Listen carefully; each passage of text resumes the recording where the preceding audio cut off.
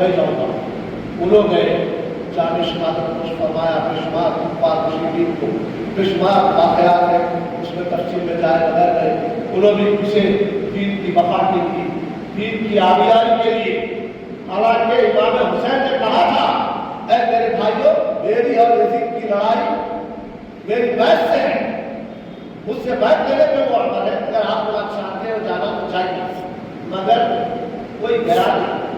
یہاں تک کہ آپ نے ایک مرتبہ یہ تک کہہ دیا کہ میں چراغا بجا دیتا ہوں اور میں بیٹھ جاتا ہوں ایک جگہ، شاید ہو سکتا تم لوگ میرے سامنے ہو کے شرمندے ہو رہے ہو کے جانے کے لیے، آپ لوگ جا سکتے ہو گے، مگر کوئی گیا نہیں۔ 72 رسول خصوصی تھے، اس میں سے ایک بھی اپنے جگہ یہاں تک کیا ہوا تک دیکھیں، آپ اندازہ لگائیے۔ اس کے بعد دیگر ایک کے بعد ایک، ایک کے بعد ایک، حضرت ابو بکر کے بعد حضرت عمر آئے، حضرت عمر کے بعد حضرت عثمان آئے، یہ سب حضرت علی کے بیٹے ہیں، جامع شہادت پوش فرماتے گئے۔ آخری میں علی اکبر باقی ہوتے ہیں۔ علی اکبر وہ بہت شبیہ رسول تھے، کیا تھے؟ مشابہ رسول تھے، صورت کے اعتبار سے، بدن کے اعتبار سے، باڈی کے اعتبار سے سب مشابہ رسول تھے۔ روایتوں میں آیا ان کے چچا حضرت عباس، حضرت حسن مشابہ رسول تھے سینے سے لے کر سر تک، امام حسین سینے سے لے کے پیروں تک مشابہ رسول تھے۔ جب بھی صحابہ کو حضور کا دیدار کرنا ہوتا تو امام حسین اور امام حسن کو کھڑا کر کر دیدار کر لیتے تھے۔ سبحان اللہ۔ اور حد تو یہ رہی، امام حسین کی اولاد ہو گئے، اللہ اکبر، حضرت علی اکبر ایسے مشابہ رسول کہ سر سے لے کے پیر تک مشابہ رسول، اور نوجوان تھے۔ ایک روایت میں 16 سال، ایک روایت میں 18 سال، ایک روایت میں 19 سال۔ تو یہ پکڑ لیجیے آپ، بران کر اب آپ مرد ختم ہو رہے ہیں۔ حضرت امام حسین کہہ رہے ہیں اب میں جاؤں گا، بچوں نہیں میں جاؤں گا، تو آپ نے کہا، جب نے کہا نہیں ابا حضور ابھی میں ہوں، آپ نہیں جا سکتے، میں جاؤں گا۔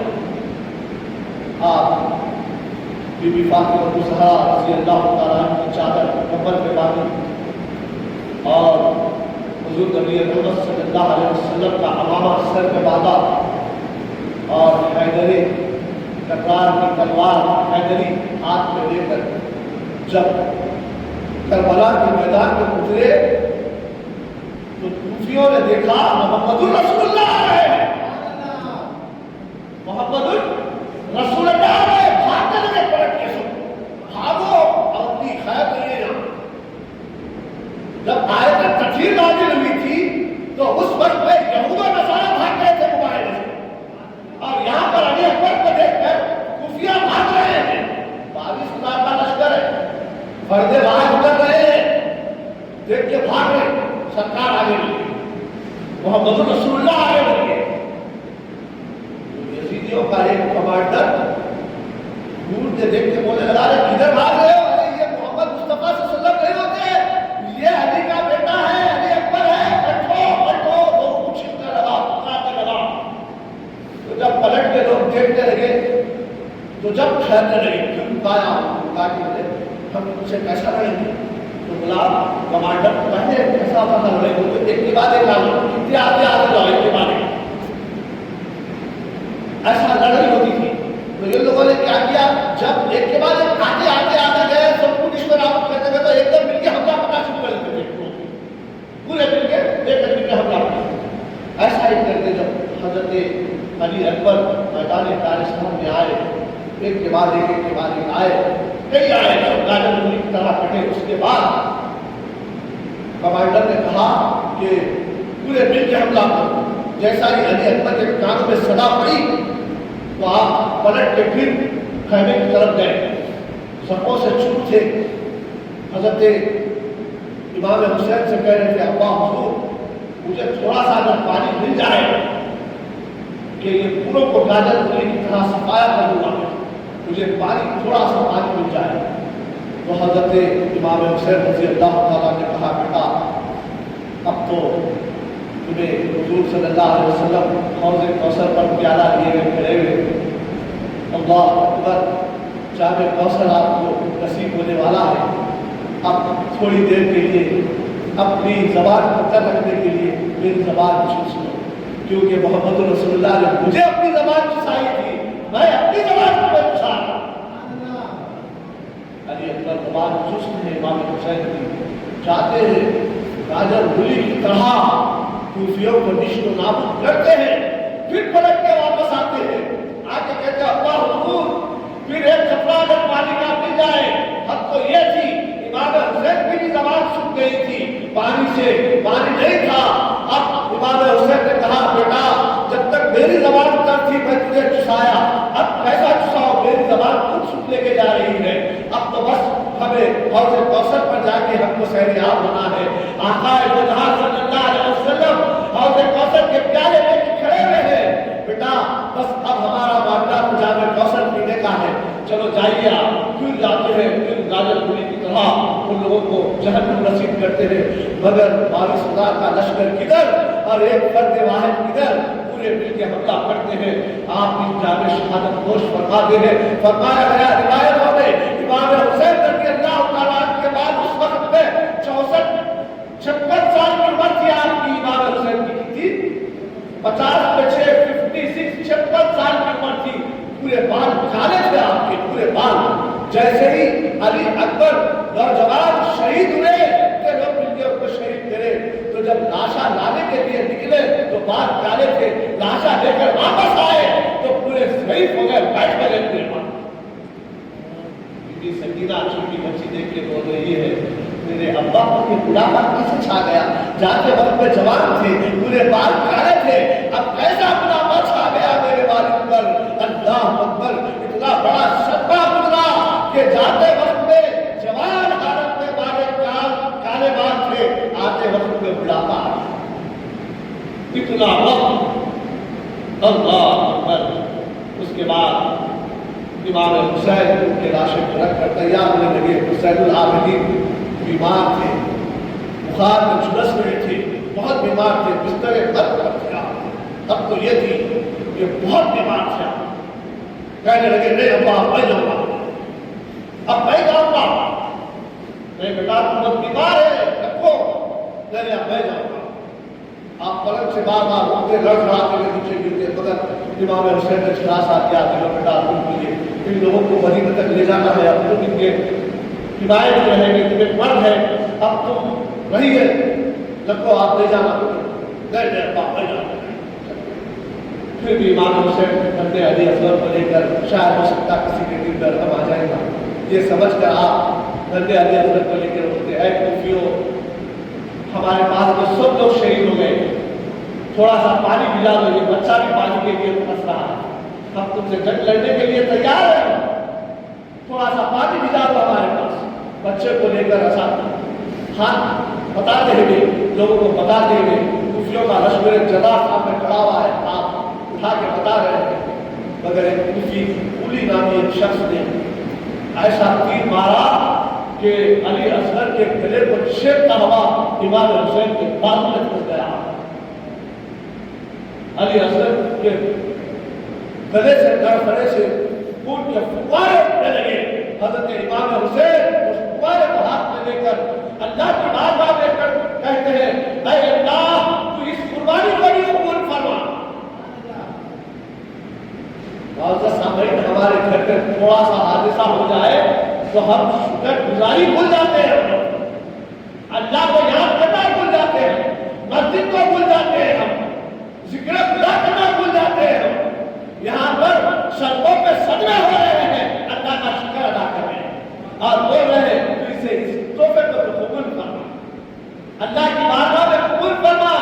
علی اکبر کو دیا, علی اصغر کو دیا, حضرت عمر کو دیا, حضرت عثمان کو دیا, حضرت ابو بکر کو دیا, حضرت عباس کو دیا, اور ایسے کئی نوجوان تھے جو ساتھ میں تھے ان کو دیا.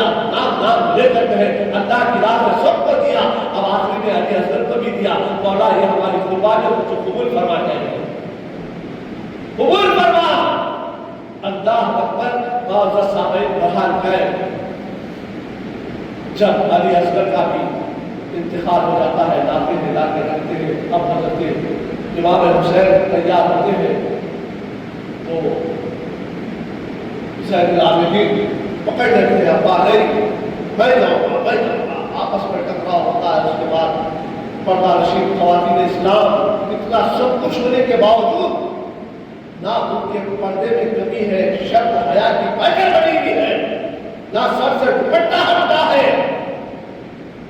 نہ ان کے چہرے کسی کو دکھتے ہیں، اس طریقے سے پردے میں ہے۔ اتنا ظلم زیادتی ہونے کے باوجود اللہ اکبر، اب امام حسین رضی اللہ تعالیٰ جمعے کا وقت تھا، آخری میرے الفاظ ہے، جمعے کا وقت تھا، حضرت امام حسین دوپہر کا وقت تھا، روایتوں میں آیا، اور قیامت بھی اسی دن آنے والی، جمعے کا وقت ہوگا اور محرم کی 10 تاریخ ہوگی، پتہ نہیں وہ کون سا سال ہے، وہ کون سا مہینہ آ جاتا پتہ نہیں، وہ کون سا دن آ جاتا پتہ نہیں، بہرحال جمعے کا دن تو رہے گا، ہمارے ادھر کا کون سا حصہ رہے گا پتہ نہیں، رہتے بھی چکر ہے۔ بہرحال کیا بہت سامنے فرمایا گیا کہ جس دن یہ شہادت ہوئی، یہ صرف امام حسین سے منسلک نہیں ہے، حضرت آدم سے لے کر حضرت عیسیٰ تک منسلک ہے۔ یہ وقت متعلق تھا تو اللہ تعالیٰ نے ایسے وقت کو امام الانبیاء حضور رحمت عالم صلی اللہ علیہ وسلم کے جان نثار نوازا کو چنا کہ میرے محبوب ہر نبی کے ساتھ 10 تاریخ منسلک تھی، تو آپ کے ساتھ والوں کے ساتھ 10 تاریخ کو منسلک کر دیا، اور اسی 10 تاریخ کے دن پورا کوفہ حضور نبی رحمت صلی اللہ علیہ وسلم کا جام شہادت نوش بتایا۔ امام حسین بھی وہی حضرت علی کا امامہ اما جان فاطمہ الزہرا رضی اللہ عنہا کی چادر کمر میں باندھ کر حضرت علی کی حیدر تلوار لے کر جب اترے میدان کارسار میں، تو آپ نے ہاتھ کو نہ دیا یزید کے ہاتھ میں، ہاتھ ہرگز نہ دیا، یزید چاہتا تھا ہاتھ، یزید کیا چاہتا تھا؟ بیعت، ہاتھ، مگر حضرت امام حسین کا سیدھا ہاتھ اس کو مل نہ سکا، گردن تو دے دی مگر ہاتھ نہ دیا، ہاتھ دینے کا وعدہ تھا۔ اگر امام حسین اگر ہاتھ دے دیتے یہ فاسق فاجر شرابی کبابی زانی کے ہاتھ میں، تو یہ پوری امت اس میں مبتلا ہو جاتی، نہ دینے کے باوجود امت کا کیا حال ہے کیا، اگر دے دیتے تو روایتوں میں ہے سب سے پہلے اسلام کو ماننے والوں نے، اسلام کو مانتا تھا یزید، مگر جو خرابیاں پیدا کرا اسلام کے اندر شریعت میں مداخلت جو کرا یہ تھا یزید۔ شریعت میں مداخلت آج بھی ہو رہی ہے، یہ پورے یزیدی ہے، چاہے کورٹ کے ذریعے سے ہو، عدالت کے ذریعے سے ہو، شریعت میں مداخلت ہو رہی ہے تو یہ سب یزیدی ہے۔ اگر سے مسلمان ہوتا ہوا شریعت میں مداخلت کر رہا تو سمجھ لینا میں بھی اسے پیچھے میں جا رہا ہوں۔ سب سے پہلے اسلام کے ہوتے ہوئے مسلمان ہوتے ہوئے اپنے آپ کو مسلمان ہو رہا ہے مگر شریعت کے خلاف ہر کام کیا، ہر وہ کام کیا جس میں شریعت ظاہری طور پہ بھی لوگوں کے سامنے شریعت کو نقصان پہنچایا، باطنی طور پہ بھی نقصان پہنچایا۔